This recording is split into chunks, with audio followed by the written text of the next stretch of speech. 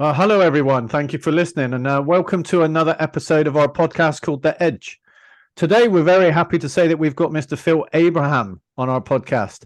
It's somebody that I've been wanting to speak to for quite a while, so we're really glad that Phil's here. So thank you, Phil, for joining us. The first question I'm going to ask you is pretty much the same as I ask everyone that comes on our podcast. Kind of give us a little bit of background to yourself, like how did you get in the industry, what's your journey been, and kind of how did you get to where you are today? Oh, okay. And thank you for having me on the show. Um, so I've had a long career. I'm older than you guys. The Which is hard to imagine at times sometimes. Yeah, the but I've had a wild run, absolutely wild run, that's for sure. And the thing about me is as a young person, I really knew exactly how I wanted my life to go. And nothing worked out the way I wanted it to work out. Usually like some of your life works out the way you want it to work out. Or if you're lucky, your life works out perfectly. None of my life worked out at all. So, for example, I thought I grew up in like lower middle class neighborhood and nothing fancy. Your parents told you to work every day, go to school at night. Things are relatively simple.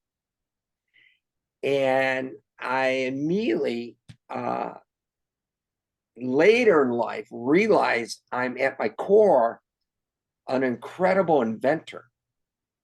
But going back as a young man, I thought I was just a regular guy whose parents said work hard. So my first job was at Kmart Corporation when it was the number one retailer in the world. So this was before Google and Amazon and all the cool stuff. Kmart was kind of like the Google of the world because it was the largest retailer and they were innovating everything. Matter of fact, there's things that I was doing at Kmart that still aren't even being done yet by Amazon or Walmart or anyone. So it was cool. And I was going to school at night and my parents were telling me, hey, you're doing a good job. And, I never missed work, one of those kind of guys. And then I got this opportunity, a job opened up at Kmart, and I was out in the warehouse unloading trucks. And this is in the office. And it was a job where most people got fired or sent back out to the warehouse. It was very hard. And it has to do with something that's not very sexy. It's called the routing and batching. So picture, 3,000 Kmart stores doing incredible volume. Okay. Kind of like, Amazon during Christmas time with all these packages going everywhere. Big 4 million square foot distribution centers. It's just a phenomenal creature. Well, somebody has to route and batch. So let's just say you were a manager of one Kmart store. Well, every night you had to get on the phone and call in your orders. So you got 3,000 stores. And within a big box Kmart store, there's all those different departments, roughly 150,000 SKUs. So kind of one way or another, you got to call in for 150,000 items. 6 of these, 4 of those, 10 of that. And then every store in the world was calling those in. And within those orders, people have to understand, barbecue grill comes in a big box, but maybe boat anchors come in little boxes because they're dense and heavy, right? So you not only have all these numbers of boxes coming at you, you have cubic feet and weight, tonnage, and then you have geographical location and cost, and then complicating matters even more.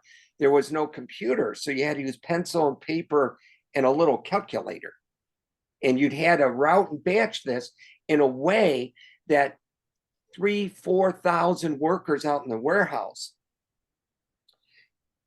would be able to take all these orders coming down these assembly lines and end up loading them into a truck in a store stop sequence and not overflow the truck.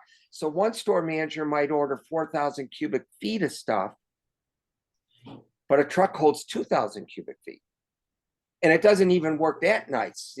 One store orders 557 cubic feet, another one orders 1,700. And then you have to try to match stores up, but geographically, like you wouldn't want to put a store in Detroit on the same truck as a store in England, so, and you wouldn't even want to put a store in Detroit on a store in Cleveland, Ohio. They got to be real close to each other. A lot going on. So all of this math and strategy and everything had to be done in just a few hours, because then they had to start printing millions of these barcoded labels, get them out to the warehouse. They had to pick these things, the whole system, right? So, and then if you make a mistake, you put the wrong cubic feet or the wrong store, the whole building wants to assassinate you. So it's like the nerve center. So one day I was doing it, I got really good. So all the other routing batches in the country could get it done in about 8 hours.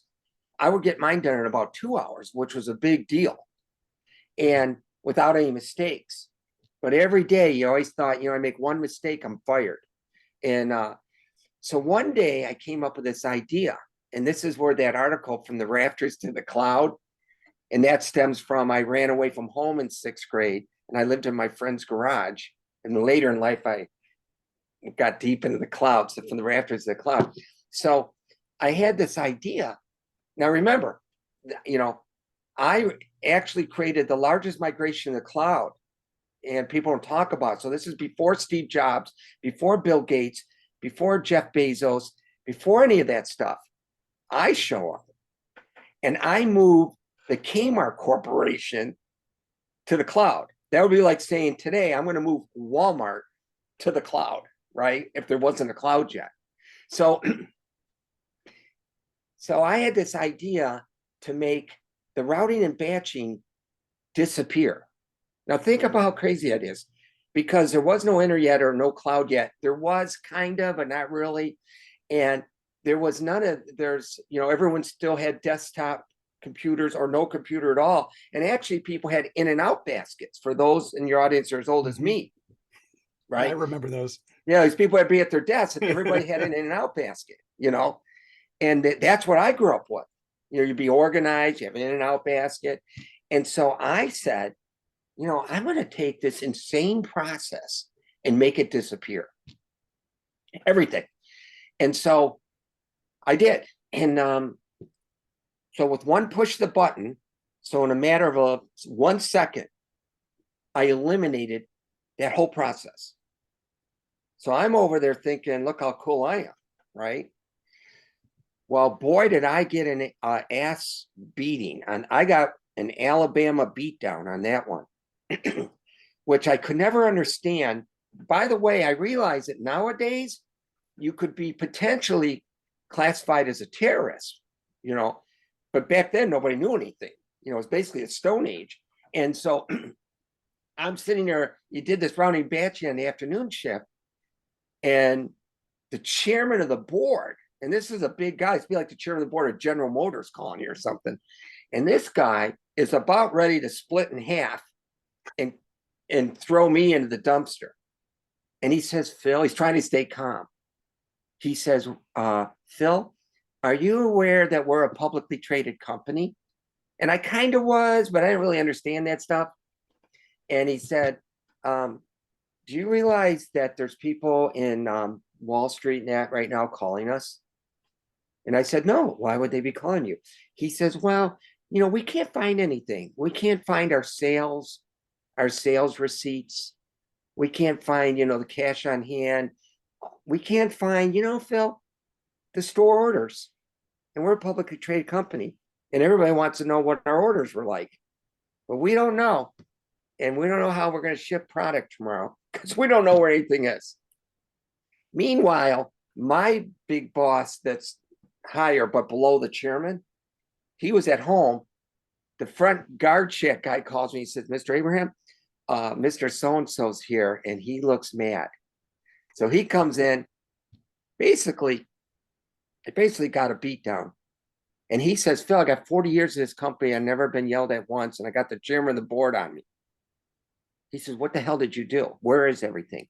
So I said, oh, don't worry. I made the company infinitely better. And it's going to be so efficient. You can't believe it. And I tried to explain it to him. And everything's, these algorithms did automatic cube splitting. So I told him if a store orders 4,000 cubic feet, the system will know to cut it at 2,000. They'll pull that truck out, put another one in, do the other 2,000, and it'll do the math and the financials. It'll tell you everything you want to know, all with one click of the button. It's phenomenal. And so after they got done, you know, they made me promise I would never do that again. I said, okay. So I had done like 30% of the company. So I said, okay. I went back to my desk. I called the IT department and I said, could you send over by chance every store in the whole system for me?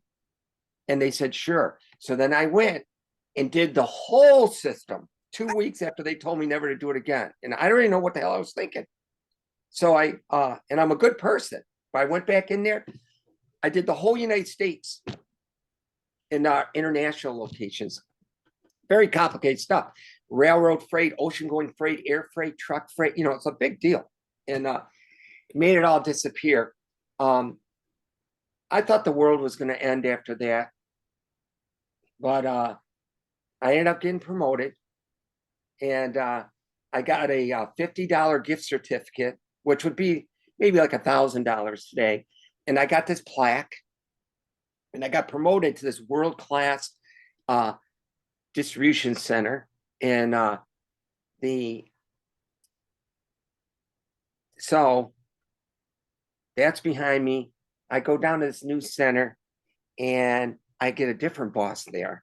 And this guy was real strict, younger than my old boss, a little more savvy. This guy had an education, a degree. My old boss didn't. And he was tough, but he said, Phil, I'm going to give you the freedom to create. So I started to do stuff that's mind-boggling down there. I started to do, you know, they measure people and, you know, cost per hundredweight. You know, what are your costs per hundredweight? I achieved 0 cost per hundredweight. I started a trucking company, which I wasn't allowed to do. They told me Kmart headquarters, I said, I'm going to start this trucking company. We had private fleet trucks that would take freight from the center to the stores that come back empty. Well, I went and created a trucking company. And I started hauling freight for everybody, General Motors, Walmart, everybody. I was making so much money. It was insane. And so then I got in trouble for that, but they liked the money coming in. You know, a lot of profit hides a lot of sins. And then I invented what then that's today the rage. I'm actually the founder of something called complexity science, which is the ability to predict, you know, 6 months, 12 months out before an event is even, you know, is happening with north of 90% accuracy. So going back to then, I was letting my particular boss know exactly what a customer is going to buy in a store 6 months from now. So we could plan everything we needed to plan. That's complexity science. And then I guess they got sick of me. So Kmart sent me to Walmart. And so I would go to Walmart with my Kmart badge. I mean, this is insane. And they put me in a room and my instructions were to teach them everything that I was doing at Kmart. So really the re-engineering of that world-class Walmart supply chain was when I pivoted over there. But that's just the beginning, you know. So I always thought for sure I was a supply chain guy that was really good at supply chain, which I am, you know. And then a guy walked in my room, my office, in a suit, and he said, "Hi, Phil, I'm here on behalf of Mr. Monahan, who founded Domino's Pizza." He says, "You're now working for us." And I said, "Well, what do you mean?"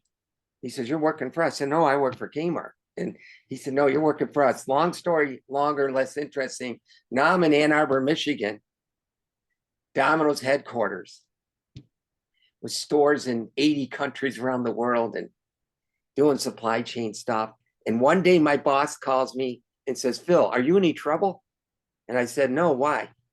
He says, well, Tom Monahan wants to see you. And he was like the God man over there. And I go, okay. So I go in there, and Mr. Monahan says, I'm going to put you on a secret project. He says, I'm going to sell the company. And the bankers are telling me I can get $1 billion, which was a lot of money then, 10 years ago. So for the company, but we need to do a few things here. So I'm going to give you this assignment. I want you to take a year and go look at all software that's ever been created. And I said, well, I'm a supply chain guy. He says, well, and I left this out, that invention for Kmart, when I got promoted, somebody at Kmart gave my invention to someone, and they renamed it Manugistics. And it's, to this day, 40 years later, it's the #1 supply chain software in the world. 90% of the world's food and retailers use Manugistics, regardless of the name. And that was my invention from 40 years ago. And I got a gift certificate out of it. And so anyways, so Monahan has me look at all these software systems. He says, we need to implement a global ERP tool. And this is when ERP was just starting to get sexy. Oracle, SAP, and all this stuff. So I looked at thousands and thousands of software systems, and I came back to Mr. Monahan. I said, I got good news and bad news for you. Guy had a really bad temper, former Marine, and he said, okay, what's the bad news? I said, well, I looked at every software, like you said, and I've concluded they're all bad. And he starts screaming at me because he wants his $1 billion, right? He says, I said, they're all bad. He says, what do you mean they're all bad? Well, I looked at them all, and they don't really do what they say they can do. And it's going to cause you a lot of problems. And he's pounding his fist, screaming at me. I go, I knew you were going to get upset. So I made a little short list of 4 out of 10,000. And you could pick any one of these 4, and that'll get you over the goal line. But I don't really want to approve them. But if you want to approve them, you'll get your $1 billion.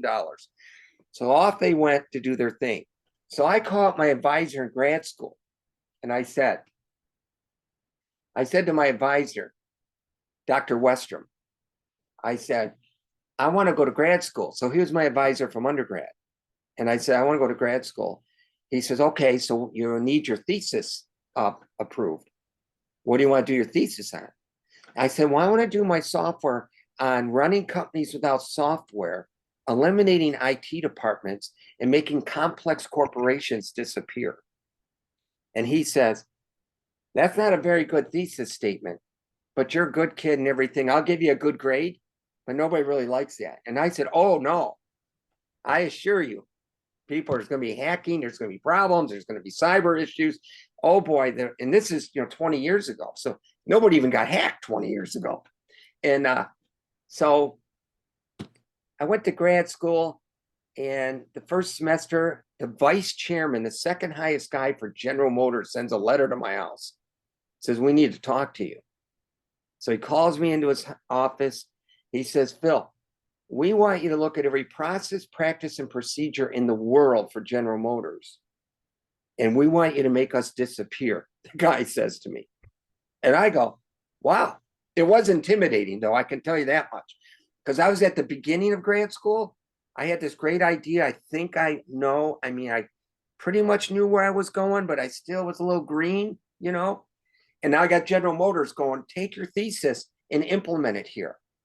And I go, okay, but I didn't really work through my whole thesis yet.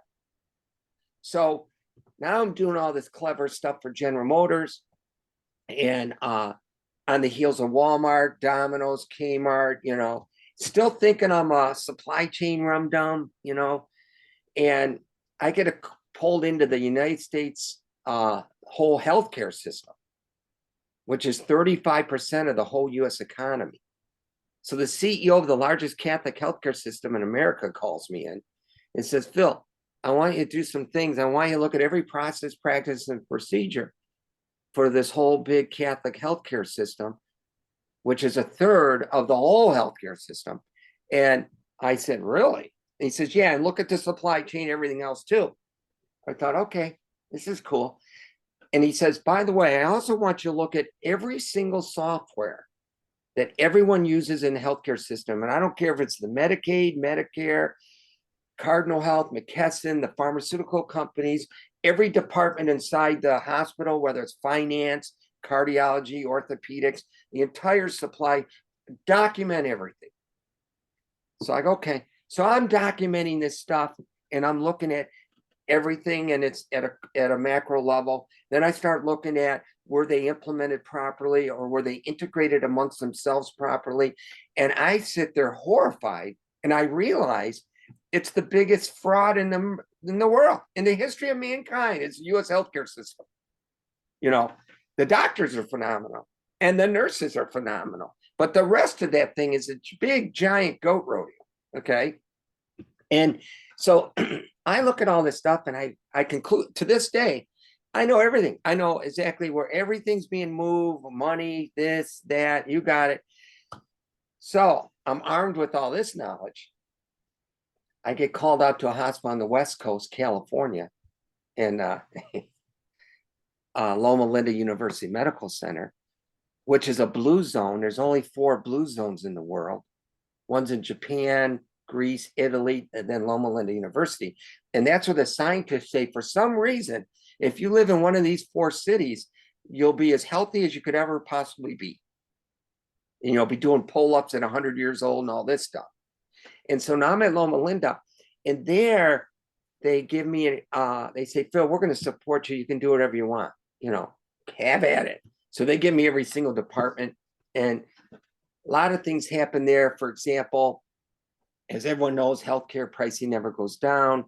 That's because they can never drive any cost out that has a meaning to it. And so the best supply chain guys out there can't even drive 1% of their total healthcare costs out. Well, we drove 20% out at the low end and 80% on the high end, which is insane. And that's because when I cataloged all that software for the Catholic system, and Loma Linda happens to be Adventist, I knew where all the sins were. And so then I not only did these phenomenal things, I also, and this is all referenced, I found a way, and the only way really ever documented, I actually improved patient outcomes without touching doctor, nurse, and patient. People don't even understand. This is the craziest words coming out of my mouth, but it's all papered up and referenceable. And so under the disguise of a supply chain project, I drove all this cost down, but I improved patient outcomes, and then that improves reimbursements. It's a phenomenal thing. Really, it is. And then in that process, though, at this point in my life, I learned so much stuff that I became an expert in cybersecurity like you would never, ever imagine. I mean, to this day, I really am ahead of the curve on this stuff. And and created the first ever only quantum encrypted blockchain, actually, a real one. I'm not talking about fluff. I'm talking about, you know, it's the best blockchain for sure. And then I took the best quantum encryption. And when I say the best quantum encryption, you know, everyone's talking about quantum this and quantum that, hither, tither, pither, and poo. Okay.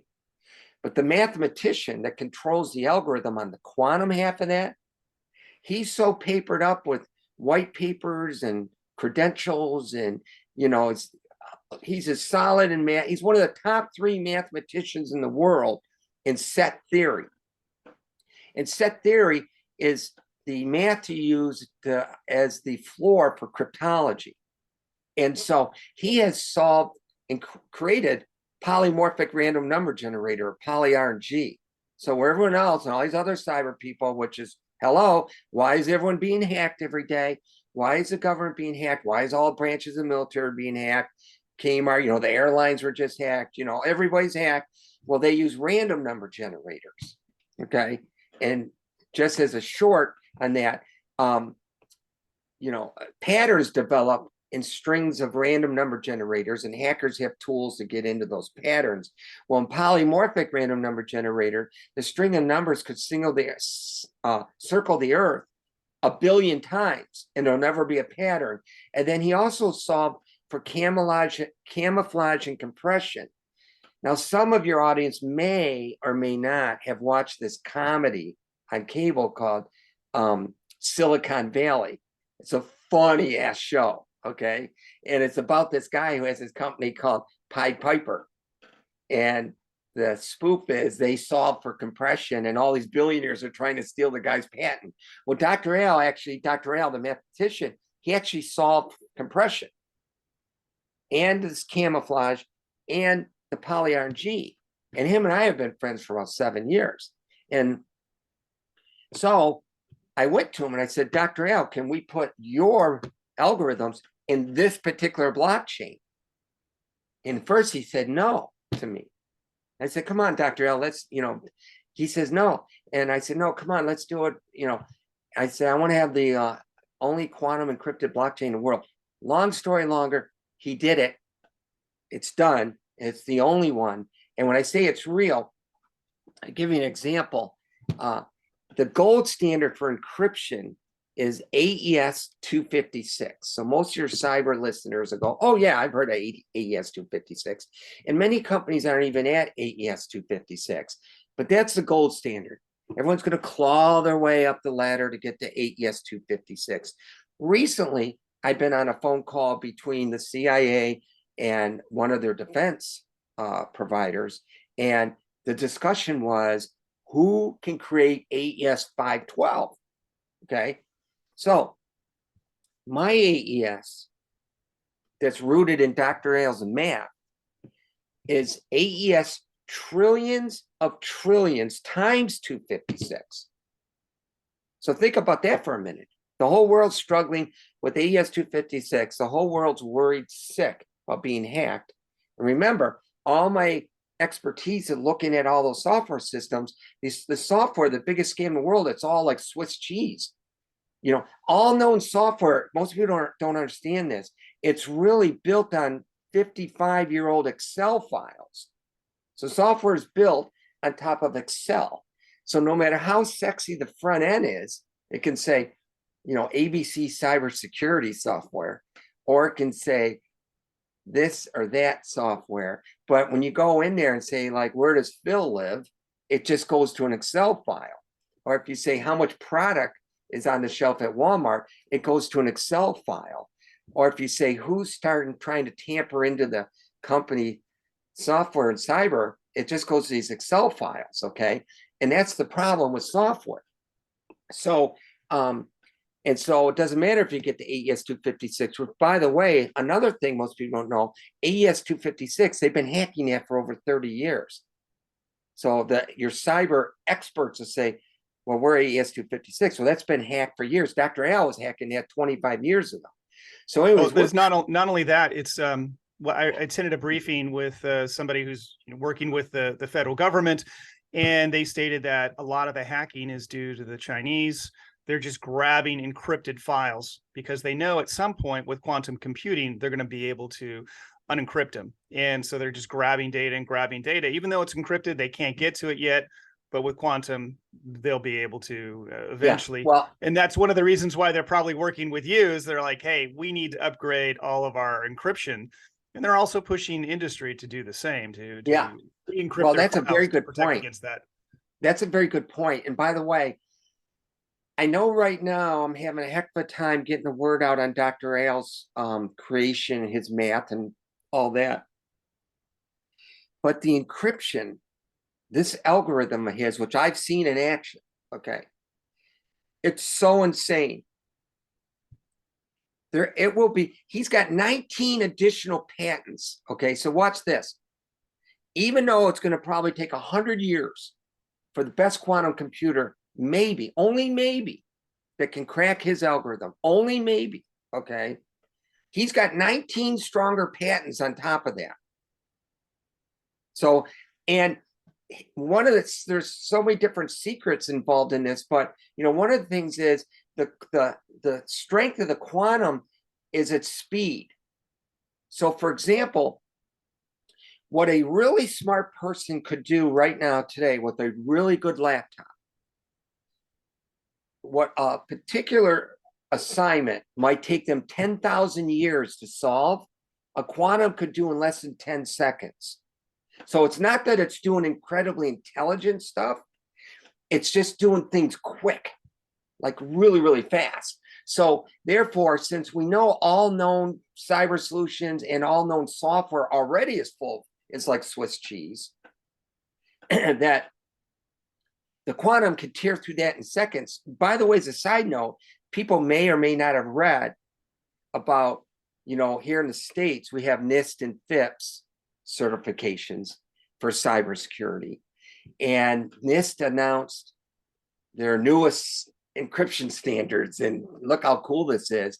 And some young man with a store-bought laptop cracked it in less than an hour. Okay. And this is supposed to be the world-class stuff. So the quantums, which obviously is quicker than a regular young man with a regular laptop, they bought at Walmart or something, the quantums would just eat that up. Okay. Well, one of the little secrets with Dr. Ailes' creation, his math, which I know everything about, is it checks the speed of the quantum. First off, it's incredibly complex. So complex that the math in it, he invented a whole new field of math, and it was accredited and certified by IEEE. So he created a whole new thing of math that they don't even teach at college. So even if you're a real good hacker, you're going to try to unbundle math that no one's ever, only he knows. Okay. And then the second thing is he created his own math symbols.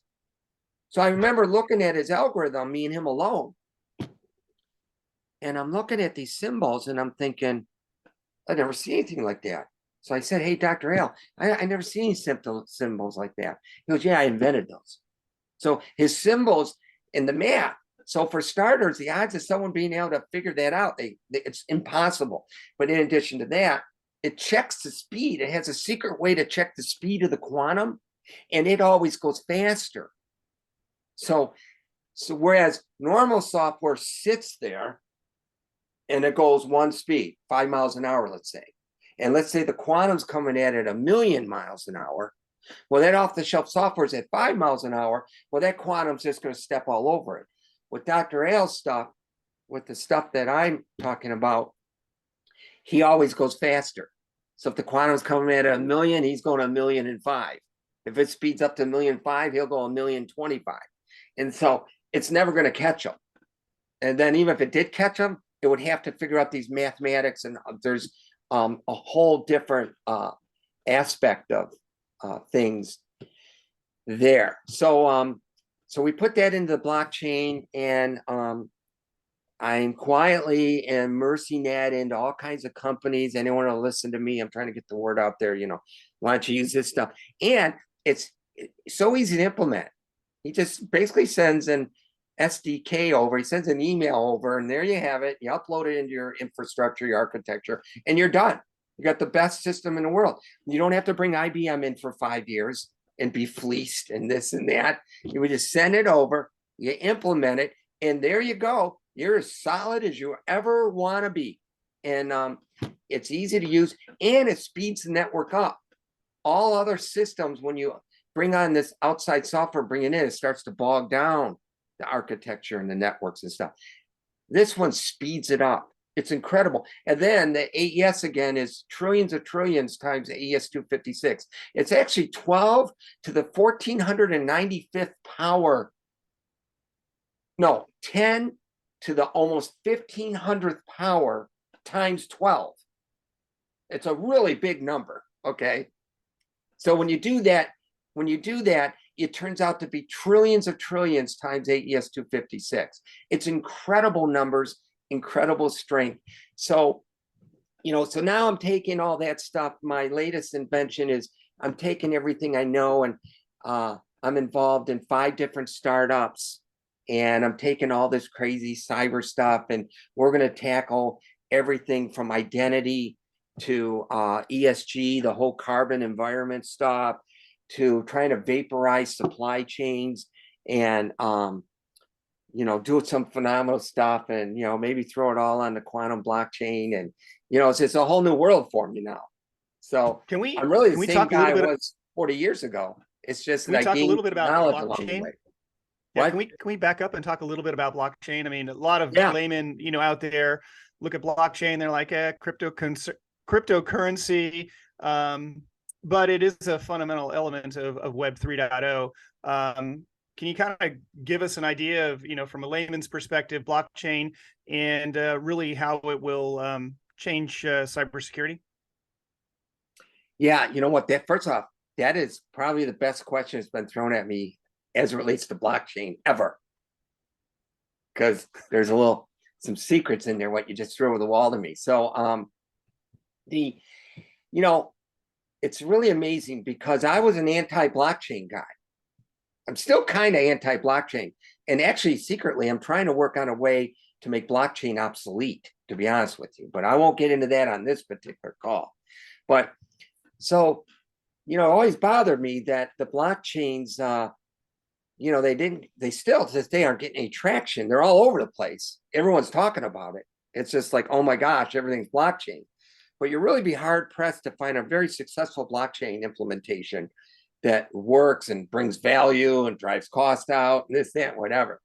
So, but I'm tied to some projects, and this one blockchain I have signed off as the best blockchain. So I actually found the best blockchain. So I'm an anti-blockchain guy, but I found the best blockchain. And this particular blockchain, it has 5 of the best patents. That's the only way they hooked me to bring me in, because I told them, no, I'm anti-blockchain. But they have 5 patents that are incredible. And, they have a patent on interoperability. So they can connect to any disparate system in less than 10 minutes and less than three clicks in 10 minutes. And so I'm over there. I have cataloged, every software in the world, basically. And they have this one tool that, when coupled with what I know, 3 clicks in less than 10 minutes, I can grab any one system I want out of a pile of 500,000 systems. And then they have a patent, on interoperability, and patents on that gives them incredible line of sight. They've never been down since 2014, not even for 1 second. They have unlimited scalability. They're faster than everyone else. And so then people say, well, why aren't a lot of people using them? Well, we do have a couple projects in the works that a lot of people will be hearing about this chain. But one of the reasons people struggle with the blockchain, and I'll talk about some cyber stuff too, but with blockchain, but we really need to catch up on the front end. People need to create apps or other tools that are sexy and cool, that do good things for a company. And then that app will sit and interact with the blockchain. So when you just have a blockchain itself, people don't know what to do with it. So you need cool tools that do stuff that are tied to the chain, and then blockchains will start getting some traction.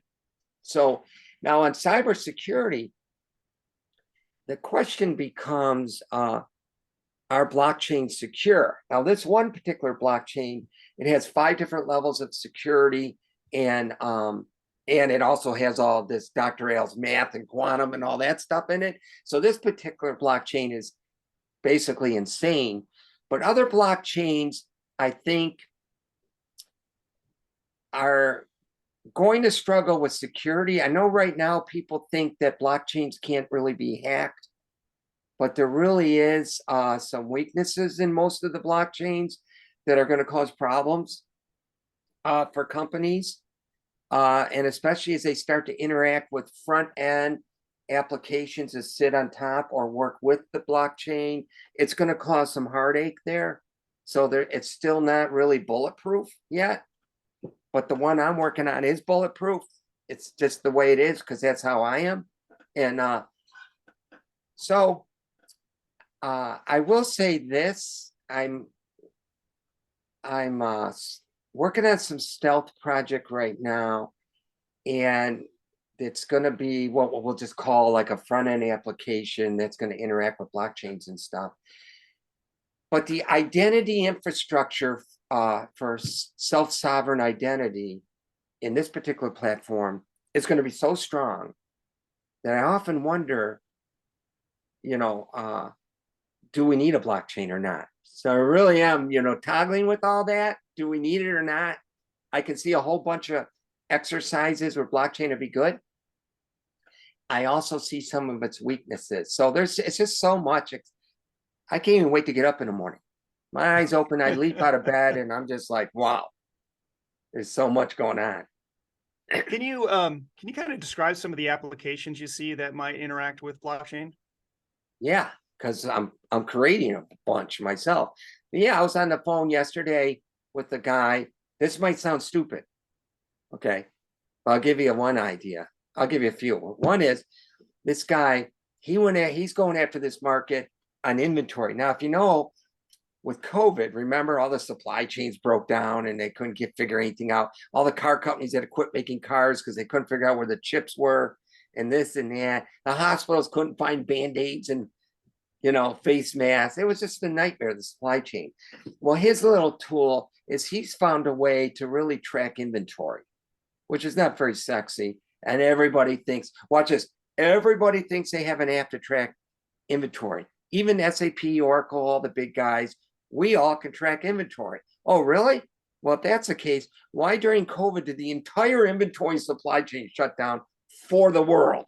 Matter of fact, they're still digging out of that mess. Okay.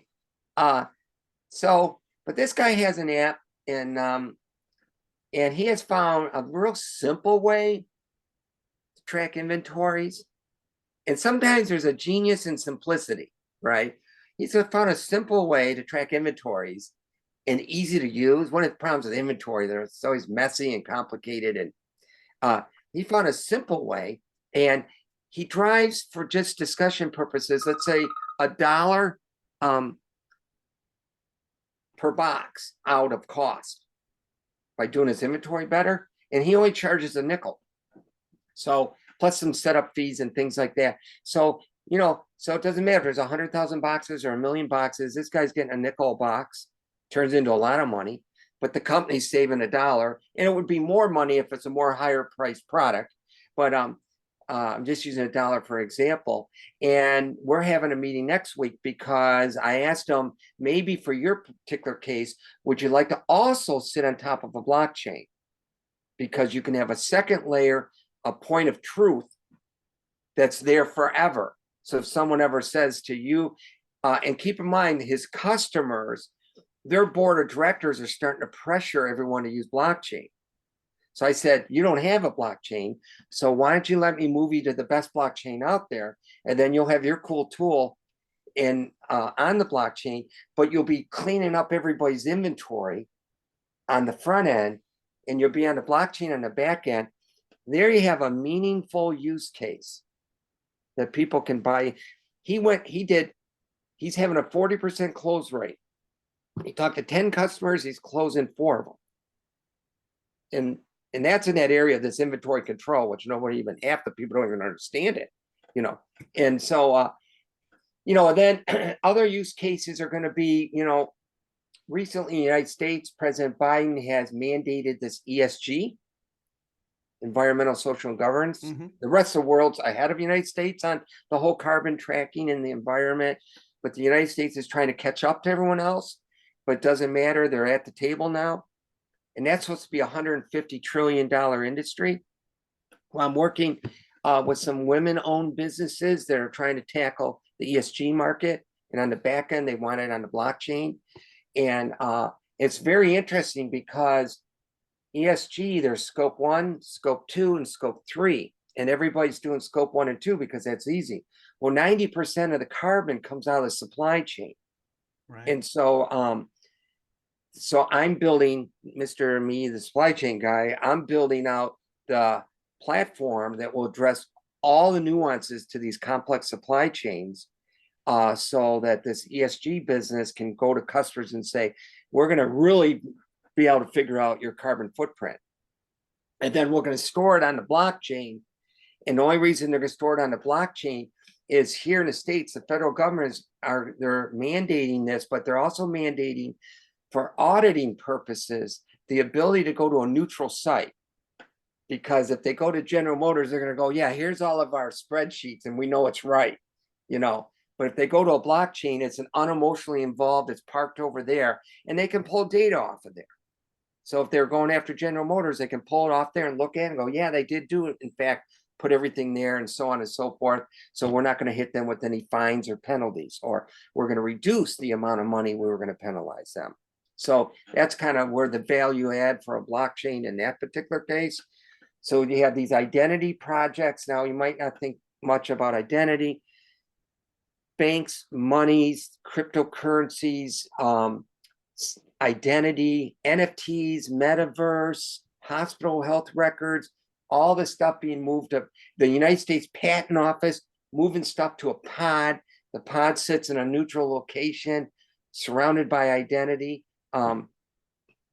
backed up on blockchain, you know. And another thing I want to talk about, you may or may not have heard about Chat GPT. Okay. It's Well, in the news. It's all over the place, right? You know, it's funny. Most people don't know this. There's what I call 4 levels of artificial intelligence, and all known AI sits on level 1, which is called machine learning.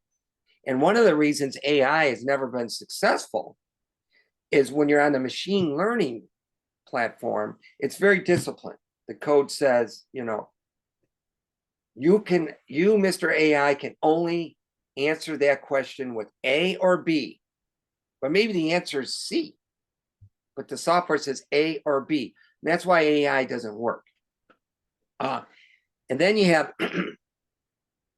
ANI, artificial narrow intelligence, AGI, artificial general intelligence, and ASI, artificial super intelligence. Okay.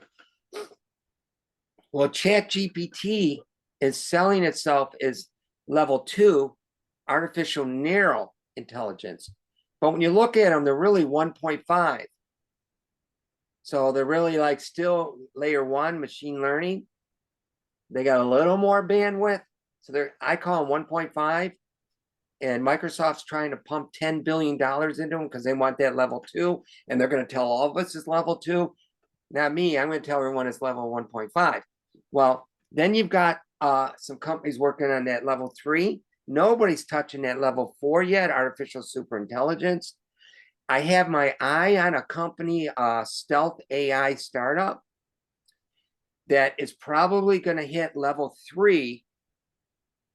They're going to be better than ChatGPT. And when I put my complexity science into it to give that AI the ability to look at disparate systems to make really great decisions, they may attain level 4 ASI. And then the question is, do you park that on blockchain, or will that level 4 artificial intelligence eliminate the need for blockchain? So a lot going on there. Yeah, I mean, we could have you back again on one of these, but we're getting pretty short on time now. So Sure. I think I'm going to ask you maybe a fun question and let John ask you a fun question.